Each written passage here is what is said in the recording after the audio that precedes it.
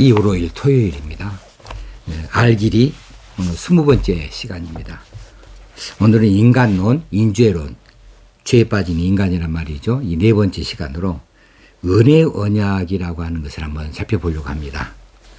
히브리서 9장 15절에 보면 이로 말미암아 그는 새 언약의 중보자시니 이는 첫 언약 때에 범한 죄에서 속량하려고 죽으사 부르심을 입은 자로 하여금 영원한 기업의 약속을 얻게 하려 하심이라 했습니다. 여기서 새 언약의 중보자, 예수 그리스도가 중보자시죠. 근데 새 언약의 중보자다. 이 새 언약이 바로 은혜 언약입니다. 그는 새 언약의 중보자시니 이는 첫 언약 때에 이 첫 언약, 이것은 행위 언약을 말합니다. 하나님께서 금하시는 실과를 먹지 않는 것이 행위죠.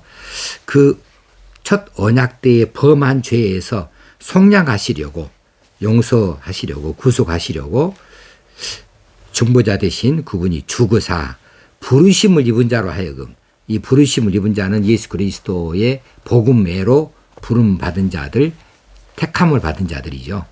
그들로 하여금 영원한 기업의 약속을 얻게 하려 하심이라. 영원한 기업의 약속은 하나님 나라 천국을 말하나 할 수 있겠습니다. 자, 인류의 조상 아담이 하나님께서 금지하신 행위를 범했습니다. 시관을 먹는 것이 행위죠. 그 금지하신 행위를 범하여서 죄를 짓고 말았어요. 그래서 타락하게 되어졌죠. 그래서 이 타락했으므로 행위 언약으로는 이제 생명을 얻을 길이 없이 되어버린 거죠. 행위 언약이 깨져버렸다 그 말입니다. 하나님께서는 행위가 아닌 은혜를 바탕으로 한 언약을 주셔서 하나님의 택한 백성들, 그들을 죄에서 구원하시고 생명을 주시기로 하신 것이 바로 은혜 언약입니다. 이 은혜 언약은 하나님, 성부 하나님과 선택받은 죄인들 사이에 맺어진 언약이에요.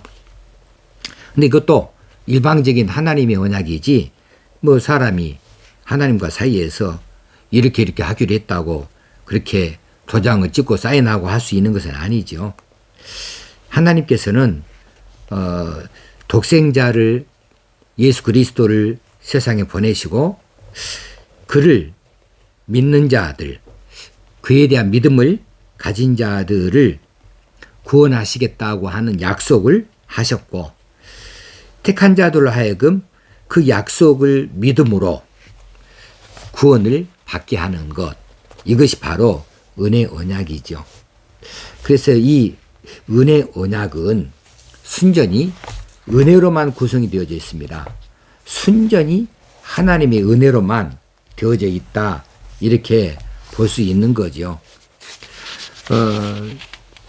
이 계약은 시종일관 은혜로만 되어 있다. 은혜라고 하는 말은 하나님께서 일방적으로 주시는 것이 다 은혜예요. 인간들의 어떤 받을 만한 조건, 어떤 특별한 행위, 어떤 공로, 이런 것들이 아니고 그냥 순전히 그냥 공짜백이다. 그것이 은혜라 그 말입니다. 그래서 이건 선물이라고 말할 수도 있는 거예요. 선물은 주는 사람이 꼭 줘야 될 의무가 없는 거죠. 그냥 받는 사람이 를 좋게 보면 그냥 선물은 주고 싶은 것이고 그 사람은 또 받게 되는 것이죠. 그 사람이 특별해서 뭐 선물을 받을 만한 행위를 했다, 이것하고 상관없이 주는 것 아니겠습니까? 이 은혜 언약이 그런 식으로 어떤 특별한 것을 했다, 그래서 거기에 따른 어떤 보상을 말씀한 것이 아닙니다. 어떤 공로 될 만한 어떤 행위를 요구하지도 아니하십니다.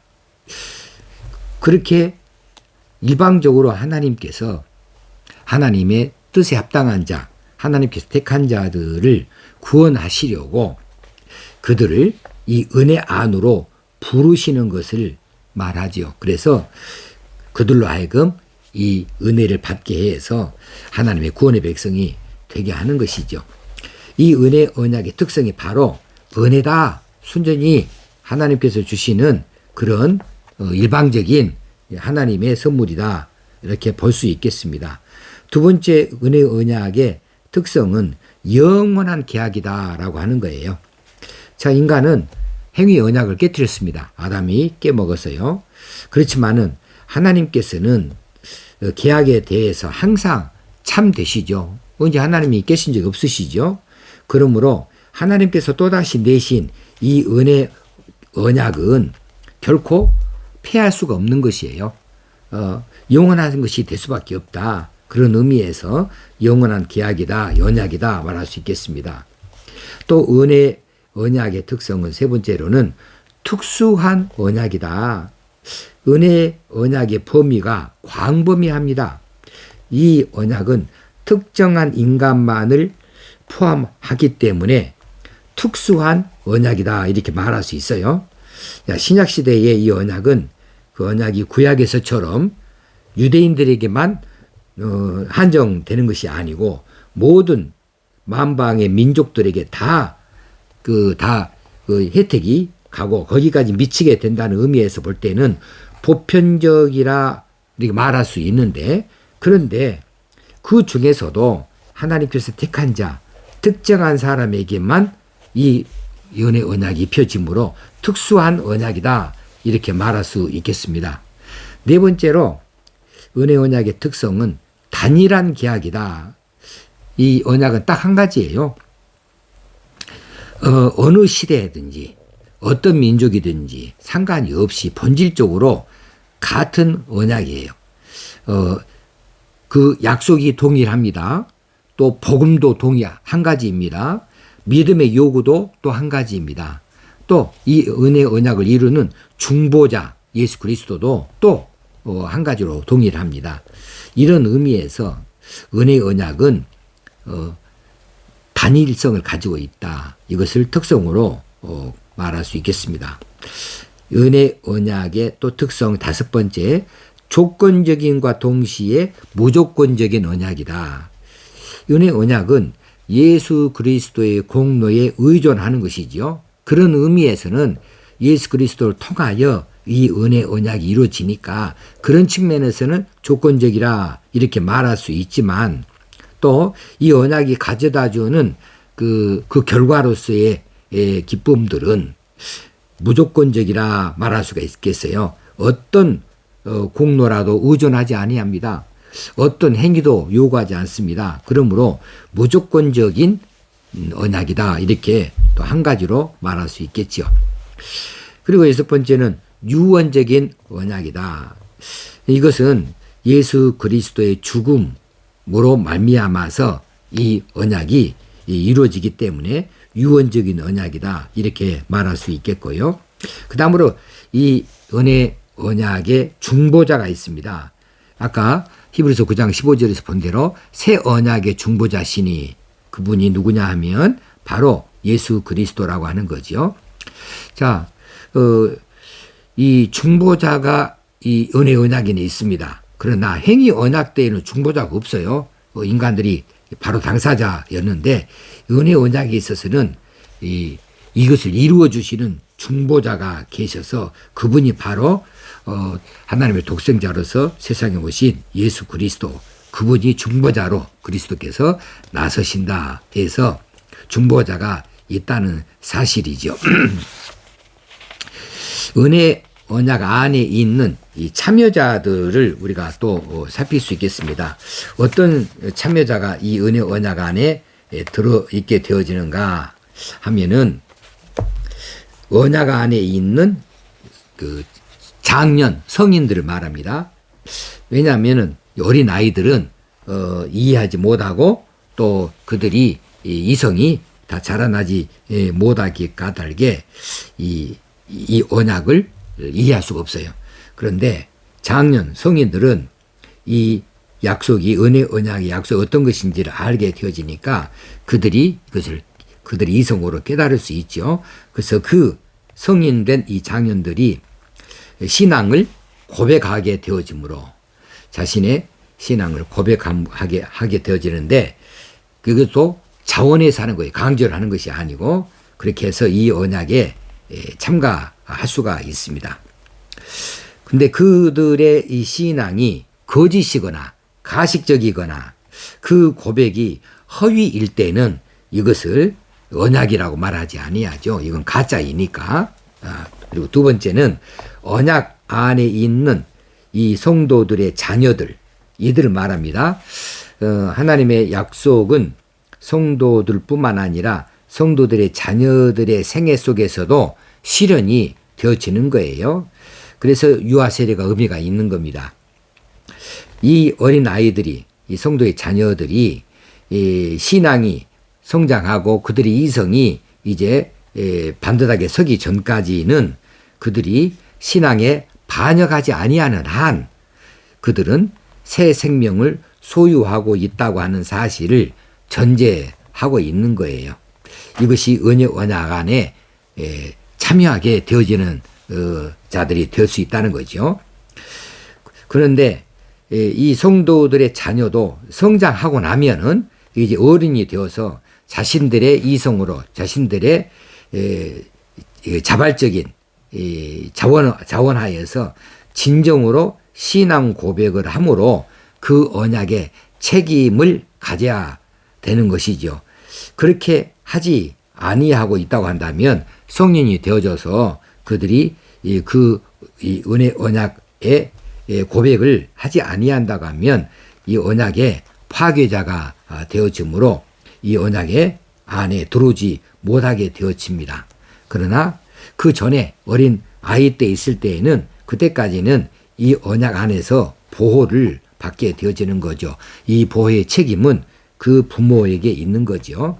자, 유아 세례의 의미가 이런 데서 나타납니다. 그리고 은혜 언약의 참가자들, 대상들을 마지막으로 언약 안에 있는 거듭나지 못한 자, 이걸 볼 수 있어요. 거듭나지 못했다, 회심하지 않았다 할지라도 이 언약 안에 있을 수는 있습니다. 그들은 법적으로는 언약 안에 있지만은 실제적으로는 생명의 교제인 언약 안에 머물러 있지 아니하는 것이지요. 예를 들면 거듭나지 못하였다, 회심하지 않은 자라도 언약 안에 어디 있을 수는 있어요. 예를 들면 이스마엘에서 엘리의 두 아들들, 또 유대인들, 이런 사람들은 언약의 백성들에게 약속의 후손들이었습니다. 그러나 언약의 본질적인 참여자들은 아닌 거지요. 그들이 언약의 대상이긴 했지만 참여하지는 못한 자들, 이런 사람들도 있다고 하는 사실입니다. 이제 이 은혜 언약의 안에 있는 것은 우리는 예수 그리스도를 통하여서 이 은혜 언약 안에 들어가 있는 자들, 이것으로 우리가 받을 수 있어야 되겠습니다. 예수 그리스도가 아니시라면 이 중보자가 아니 계시니까 이 은혜 언약이 이루어질 수 없는 거죠. 하나님께서 내신 이 구세주를 통한, 이 그리스도를 통한 우리의 구원, 우리의 하나님 자녀 되게 하시는 일에 대하여서 우리는 아무런 공로나 행위가 없이 예수 그리스도가 그 일의 중보자이심을 믿고 그 일을 통하여서 우리가 죄사함 받고 그분의 이름으로 하나님 앞에 서며 하나님 나라 백성이 되어지는 것을 믿기만 하면, 그냥 행위가 없이 믿기만 하면 이 계약의, 이 언약의 당사자가 되어줄 수 있고 혜택자가 되어줄 수 있다 하는 의미에서 이건 순전히 은혜다라고 말할 수 있게 되어지는 겁니다. 그래서 예수 그리스도의 십자가 구속이 없다면 이 언약이 있을 수가 없는 거죠. 이것은 감당할 수가 없는 겁니다. 그래서 예수 그리스도를 빼놓고는 이 은혜 언약을 말할 수가 없다는 사실을 다시 한번 새기면서 우리는 이처럼 참 우리 가진 것도, 우리 행한 것도, 우리 어떤 것도 요구하지 아니하시고 단지 우리 믿음만 요구하신다, 이 사실을 알고 우리가 더 감사의 삶을 살고 또 하나님의 사랑에 또 감격하면서 하나님께서 요구하시는 하나님의 백성으로서 삶을 순종적으로 잘 감당해야 할 줄로 믿습니다. 오늘은 은혜 언약에 대해서 살펴보았습니다. 감사합니다.